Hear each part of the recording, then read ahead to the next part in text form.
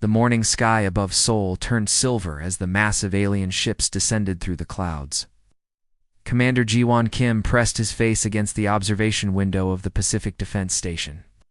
Watching the vessels hover over major cities like floating mountains, each ship was the size of a small city, their hulls gleaming with an otherworldly light that made them look more like works of art than machines of war.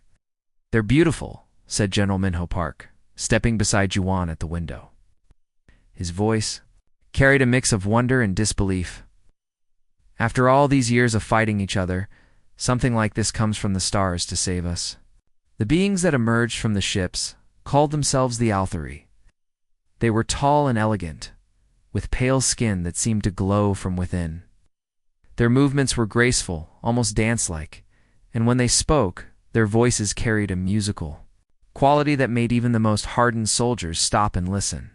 Everything about them suggested peace, wisdom, and advanced civilization. Ambassador Veltar, their leader, had requested a meeting with Earth's governments. He stood before the United Nations Assembly with the bearing of someone who had seen countless worlds, his large dark eyes reflecting kindness and understanding. When he spoke, his words were carefully chosen, each one carrying the weight of genuine concern for humanity's future. "We have watched your species struggle," he said, his voice filling the great hall. "We have seen the wars over resources, the suffering caused by disease and hunger, the damage to your beautiful world. We offer you a different path." The offer was everything humanity had dreamed of, but never dared to hope for. Clean energy technology that could power entire continents without pollution. Medical advances that could eliminate cancer, heart disease, and even aging itself. Agricultural systems that could feed billions while healing the damaged soil. All of this would be freely shared with Earth in exchange for joining their peaceful galactic civilization. In her small office beneath Seoul's military district, Captain Haijin Lee studied the preliminary reports with growing unease. Chat spent years analyzing enemy strategies during the resource wars, and something about this situation felt wrong. The timing was too convenient. Humanity had just emerged from decades of devastating conflicts. Their military forces weakened, their governments desperate for solutions. Ow. The Althari's arrival seemed almost perfectly timed to catch Earth at its most vulnerable moment. Oh, look. "At these integration protocols," said Dr. Taiwan Choi, the linguistics expert assigned to translate the agreement's finer details. He spread several documents across Haijin's desk, pointing to specific clauses. "They want us to decommission our entire defense network within 6 months. They say it's to demonstrate our commitment to peace and show other species that we're truly ready to join their alliance." Haijin frowned as she read through the documents. The language was flowery and diplomatic, but the requirements were clear. Earth's military satellites would be shut down. The space defense platforms would be dismantled. The nuclear arsenals would be eliminated. All of this would happen before humanity received any of the promised technology. "What about safeguards?" she asked. "What happens if other hostile species attack us during this transition period?" Dr. Choi shrugged. "The Althari say they'll provide protection. They claim their presence alone will deter any aggressive species. Apparently, they have a reputation for being very powerful." Meanwhile, in Geneva, the world's leaders were preparing for the signing ceremony. The Althari had been patient and understanding, answering questions and addressing concerns with the calm wisdom of beings who had guided countless civilizations into their peaceful alliance. They spoke of dozens of worlds that had joined the Concordat, painting pictures of utopian societies where war and suffering had been eliminated. But when pressed for specific details about these other worlds, the Althar remained vague. Spoke in general terms about peace and prosperity, but never provided concrete information about how these societies actually functioned or what had happened to their original governments. In military forces, Commander Gi-won Kim found himself assigned to the security detail for the signing ceremony. As he watched the preparations, he couldn't shake a growing sense of dread. The Althari's offer was too good to be true, and in his experience, things that seemed too good to be true usually were. "Something's not right," he confided to General Park during a quiet moment. "They're asking us to disarm completely before we get anything in return." What kind of alliance requires one side to be completely defenseless?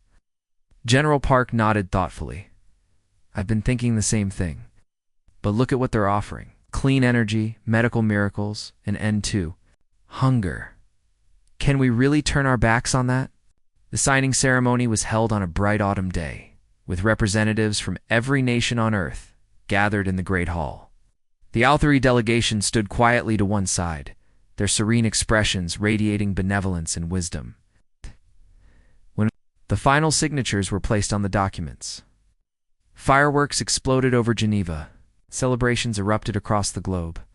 Humanity had officially joined the galactic community. The age of war and suffering was supposedly over. But in the shadows of the celebration, a small group of military officers and intelligence analysts were already asking uncomfortable questions about what humanity had just agreed to. As the festivities continued into the night, Ki-Wan Kim stood, alone on a balcony overlooking the city, watching the alien ships hover silently in the star-filled sky. Something deep in his gut told him that humanity had just made the greatest mistake in its history. 6 months had passed since the signing ceremony. Earth looked like a completely different world. The massive fusion reactors at the Althari had built hummed quietly in remote locations, sending clean energy through power grids that had been upgraded with alien technology. The old coal plants and nuclear facilities stood empty, their smokestacks silent for the first time in decades. Lieutenant Sun Hun Yu stood on the observation deck of what had once been humanity's most advanced military space station. How it was being carefully dismantled by Althari technicians who worked with the precision of surgeons. The last of Earth's defense satellites had been decommissioned the previous week, their weapons systems disabled and their surveillance equipment removed. It's for the best, explained Commander Velkan, one of the Althar supervisors overseeing the decommissioning. His translator device made his musical voice sound almost human. These primitive weapons could cause accidents. Our monitoring stations will provide much better protection for your world. Sun Hong watched as the alien monitoring stations took their places in Earth's orbit. They were sleek and beautiful, like everything the Althari built, but they were also completely opaque. No human knew how they worked or what they were really monitoring. When engineers had asked to examine the technology, they were politely told that such knowledge would be dangerous in untrained hands. Down on Earth, the transformation was even more dramatic. Dr. Jesu Han had been promoted to serve as the main liaison between human researchers and their Althari counterparts. She spent her days in gleaming new laboratories where diseases that had killed millions were being cured with casual ease. The Althari medical nanobots could repair any damage to the human body, from cancer to spinal injuries to genetic disorders. It's like magic, she told her colleague during a coffee break. Yesterday, we cured a child with a rare genetic disease. That would have killed her within months. The nanobots just fixed it like it was nothing. But there were rules. Human scientists could use the alien technology, but they weren't allowed to study how it actually worked. The core systems were sealed inside protective casings that the Althari claimed would explode if tampered with. Any attempt to develop independent alternatives was gently discouraged, then more firmly forbidden. We understand your curiosity, Ambassador Veltar had explained during one of his regular meetings with Earth's leaders. But this technology is the result of thousands of years of development. Your species is not ready for such knowledge. Trust us to guide you safely. The changes weren't limited to technology. Earth's military forces were being systematically reduced under the banner of peaceful cooperation.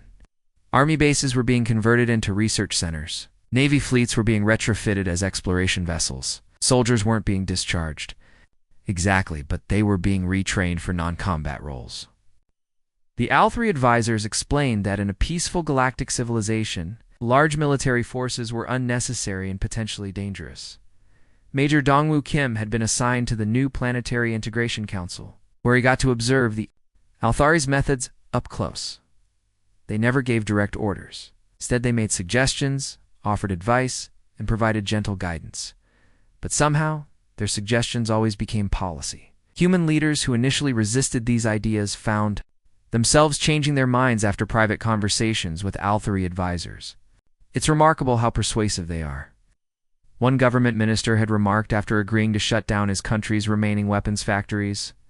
They just make everything seem so reasonable, but not everyone was convinced.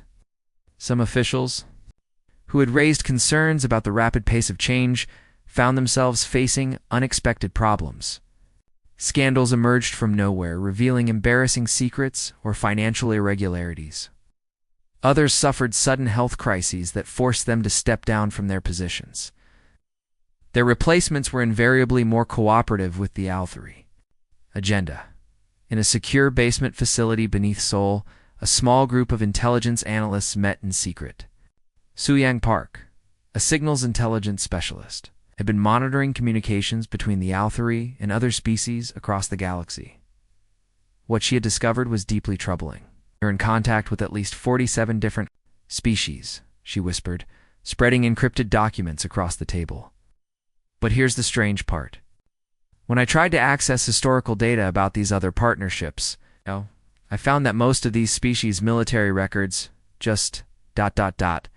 stop, usually about 2 years after their integration with the Althary." The others leaned forward, studying the data. The pattern was subtle, but consistent. Species that had once maintained strong defense forces suddenly had no military activity. Their communication patterns changed, becoming more standardized and less diverse. Their cultural broadcasts became simplified and homogenized. "It's like they all became the same," observed another analyst. "Different species, but they all started acting exactly alike after joining the Althary Alliance." The evidence was scattered and circumstantial, but a disturbing picture was emerging. The Althary's previous partners weren't really allies at all. They appeared to be subjects.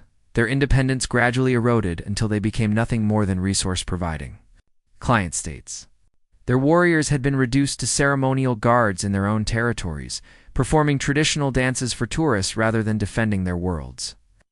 "We need to be very careful," Soo-Young warned. "If the Althary discover what we're doing, we could face the same fate as those officials who asked too many questions." As Earth continued its transformation into a peaceful paradise, a small group of humans began to realize that paradise might come at a price their species wasn't prepared to pay. The New Horizon floated in the darkness of space like a silver needle pointing toward the stars. Captain Sun-Woo, Lim stood on the bridge, watching the final preparations for humanity's first journey to another star system. 10,000 volunteers had spent 2 years preparing for this moment, learning new skills and saying goodbye to everything they had ever known. The ship itself was a marvel of human engineering, enhanced by Althary technology, capable of crossing the vast distances between stars. "Final systems check complete," reported his first officer. "All departments report ready for departure." Sun-Woo felt a surge of pride as he looked out at the stars. This was what humanity had always dreamed of, reaching beyond their homeworld to explore the galaxy. The Althary had promised that joining their civilization would open up endless possibilities for peaceful expansion. Today, that promise was finally becoming reality. "Communications, send our departure message to Earth Control," he ordered. "Let them know we're beginning humanity's first interstellar voyage." But before the message could be transmitted, the ship's sensors detected something unexpected. A fleet of unknown vessels was approaching from the direction of the outer solar system. The ships were sleek and powerful, their energy signatures unlike anything in Earth's databases. They moved with the coordinated precision of military vessels, not the peaceful exploration ships that humanity had been told to expect. "Captain, we're receiving a transmission," the communications officer reported, her voice tight with concern. "Put it through," Sun-Woo ordered. The voice that filled the bridge was cold and mechanical, filtered through a translation device that stripped away all emotion. "New Horizon, this is Althary's command. You are ordered to return to Earth immediately. Your departure violates Concordat protocols." Sun-Woo stared at the view screen in confusion. "This is Captain Lim of the New Horizon. We don't understand." "Out." "Our departure was approved by Earth authorities and cleared with your embassy. The Concordat Accords guarantee humanity's right to peaceful expansion." There was a long pause before the response came, "Negative, New Horizon." Independent expansion requires specific authorization from Concordat Command. You do not have such authorization. Return to Earth immediately or face consequences. The captain felt anger rising in his chest. Since when do we need permission to explore space? The agreement clearly states that member species retain the right to expand peacefully within designated sectors. Warning, acknowledged. New Horizon. You have 30 seconds to change course. Sunwoo looked around his bridge at the faces of his crew. These were people who had spent their entire lives preparing for this moment. In the passenger sections below, 10,000 volunteers were packed and ready to start new lives among the stars. Families had been torn apart by this decision, with some members choosing to stay on Earth while others reached for the unknown. "Hey, can't be serious," his first officer whispered. "This is our ship, our mission. We're not doing anything wrong." "Communications, open a channel to Earth," Sunwoo ordered. "I want to speak to Ambassador Veltar directly." The channel never opened. Instead, the unknown fleet moved closer, their weapons systems powering up with an ominous glow. The New Horizon was a colony ship, not a warship. It had some basic shields and defensive systems, but nothing that could stand against a military assault. "Time's up, New Horizon," came the cold voice from the approaching fleet. The response came in the form of plasma fire. Brilliant beams of energy struck the colony ship from multiple directions, overwhelming its shields in seconds. The hull began to buckle and tear under the assault, atmosphere venting into space in great plumes of ice crystals. Captain Sunwoo Lim had just enough time to realize that humanity had been betrayed before the New Horizon, and its 10,000 dreams vaporized. In a brilliant flash of light, the explosion was visible from Earth's orbital stations. A new star that burned briefly and then faded into expanding debris. Back on Earth, Jae Song had been serving as humanity's representative to the Concordat Council. He was in his office, reviewing trade agreements when the news of the New Horizon's destruction reached him. The official report blamed the attack on pirate raiders operating in the outer solar system. But something about the story didn't add up. When he demanded a meeting with Ambassador Veltar to discuss the incident, he found himself escorted to the embassy by Alvari guards. The pretense of partnership was crumbling as the aliens' true nature emerged.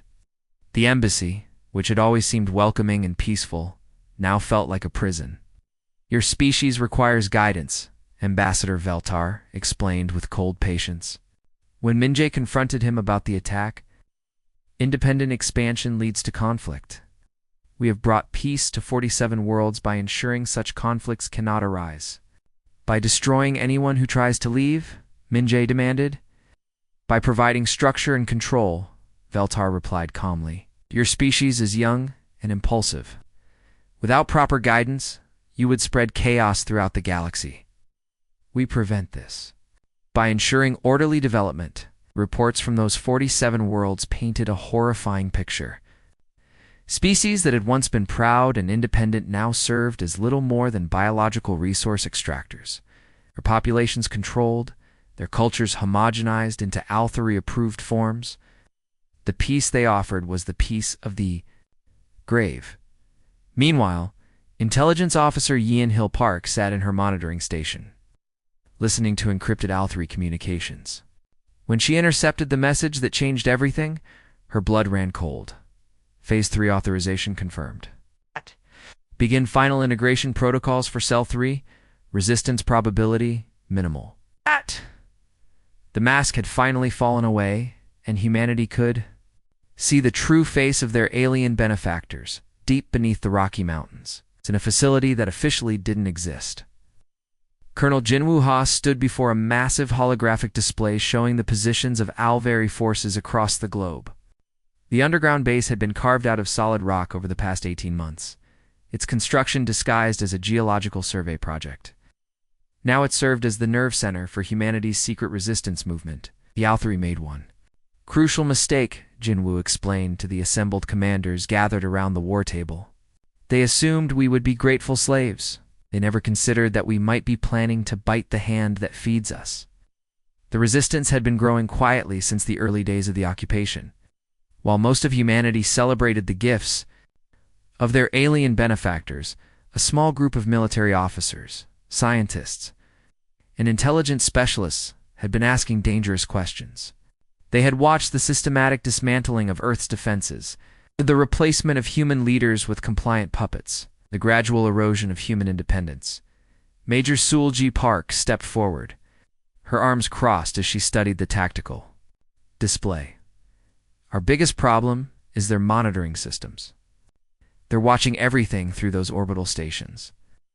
The moment we make a move, they'll know about it. Not necessarily, said Dr. Naeun Kung, the physicist who had become the Resistance's secret weapon. She was a small woman with intense eyes who had spent months analyzing captured Althari technology in hidden laboratories. I found something they don't want us to know about. She activated a smaller holographic display, showing the quantum resonance patterns that powered all Althari technology. The patterns were beautiful in their complexity, like three-dimensional music made of light and energy. But buried within that beauty was a fatal flaw that the aliens had never expected anyone to discover.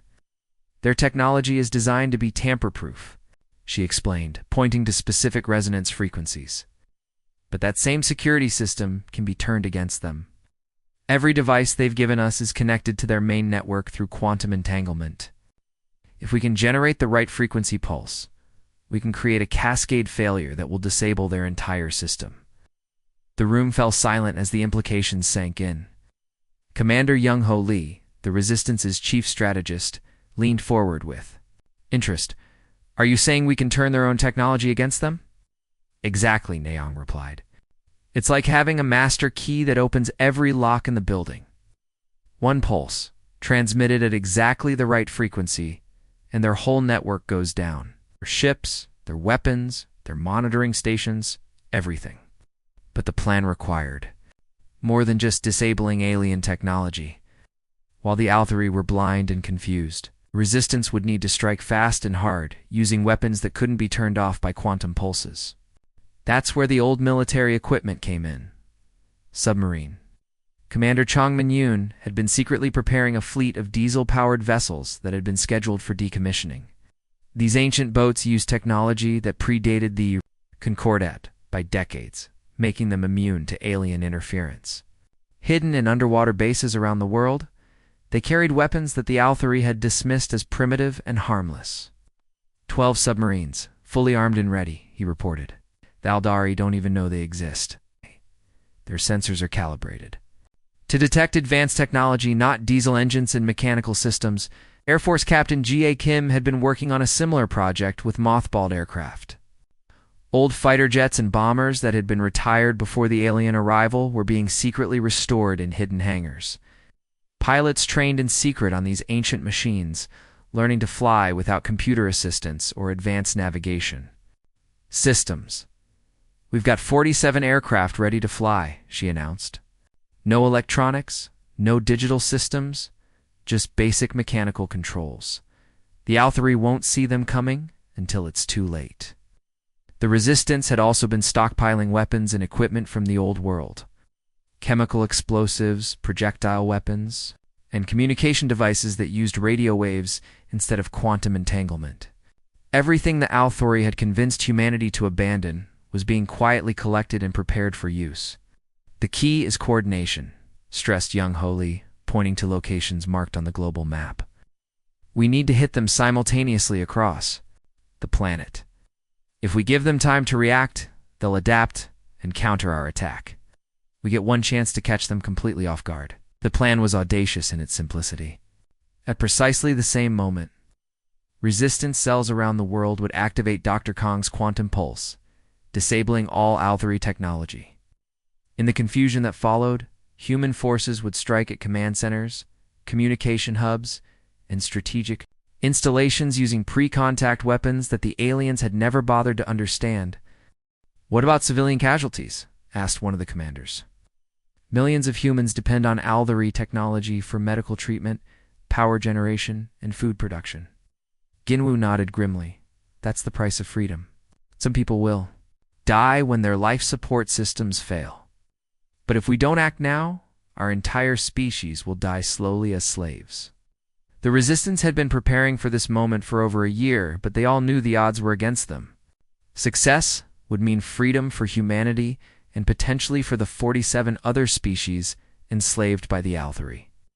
Failure would mean extinction, as the aliens would never again underestimate human cunning. Remember, Jinwoo concluded, we're not just fighting for Earth, we're fighting for the right of every species to determine its own destiny. The Althari call it peace, but we call it slavery. Tomorrow, we show them the difference. The great ceremony hall in Geneva sparkled with alien technology as Earth's leaders gathered for what the Althari called Integration Day. 2 years had passed since the signing of the Concordat. And Ambassador Veltar stood at the center of the stage, his translucent skin glowing with satisfaction. Behind him, a massive holographic display showed images of Earth's transformation. Cities powered by clean energy, hospitals where disease had been eliminated, and farms that produced endless food without harming the soil. Today marks a historic moment, Veltar announced, his musical voice carrying through speakers across the globe. Today, humanity joins the eternal peace of the Concordat. Today, you become truly civilized. Hidden throughout the hall, small devices hummed to life. They looked like decorative ornaments, but they were actually neural compliance transmitters, designed to make the human brain more accepting of Althari control. Similar devices had been activated on 47 other worlds, turning proud species into obedient servants. The Althari had planned this moment carefully, timing it for maximum symbolic impact, but as Veltar reached for the activation switch, something unexpected happened. The devices sparked and died, their circuits overloaded by a quantum pulse that swept across the planet like an invisible wave. Dr. Nayoung. Kong watched from her hidden laboratory as her frequency generator did exactly what she had promised it. Would do it turn the Althari's own technology against them. Across Earth, alien systems began failing in a cascade of electronic death. The orbital monitoring stations went dark. Command ships lost power. Even the translators that allowed humans and Althari to communicate stopped working. The aliens' confident smiles turned to confusion, then to alarm as they realized that their supposedly primitive subjects had somehow sabotaged their entire network. "Now," shouted Colonel Jinwoo Ha from his command center beneath the Rocky Mountains. And the Resistance struck with the fury of a species that had been deceived and betrayed. Pre-contact missiles launched from hidden silos around the world, their chemical propulsion systems roaring to life as they climbed toward the darkened Althari ships. The aliens had dismissed these weapons as harmless relics, but they had forgotten that sometimes the oldest solutions were the most effective. The missiles struck their targets with devastating precision, tearing through hull plating that had been designed to deflect. Energy weapons, but not solid projectiles. Fighter jets that belonged in museums screamed through the sky, their pilots trained on equipment the Althari had never bothered to understand. These ancient machines used mechanical controls and basic electronics that couldn't be shut down by quantum interference. The alien pilots accustomed to fighting with computer-assisted systems found themselves helpless against enemies who flew by instinct and skill. Captain Myung Choi led the ground assault on the Seoul Integration Center, her team armed with chemical explosives and projectile weapons that the Althari's energy shields couldn't deflect. The aliens had grown comfortable behind their advanced defenses. But those defenses were useless against crude but effective human weapons. "Remember," she told her soldiers, as they prepared to breach the facility, "they're not invincible. They're just bullies who've never met real resistance." The battle was fierce, but brief. The Althari had superior technology, but they had grown weak and overconfident during their years of easy conquest. They had forgotten how to fight against enemies who refused to surrender, who chose death over slavery, who would rather burn their world than live on their knees. The tide turned when Lieutenant Sung Woo Park successfully hijacked the Aldari communication array, using captured alien equipment to broadcast humanity's message to the 47 subject worlds scattered across the galaxy. His voice, translated into dozens of languages, carried a simple but powerful message: "This is Earth. We are free. You can be too. The effect was immediate and devastating to the Althari Empire. Across the galaxy, species that had submitted to Althari rule began to remember what they had lost.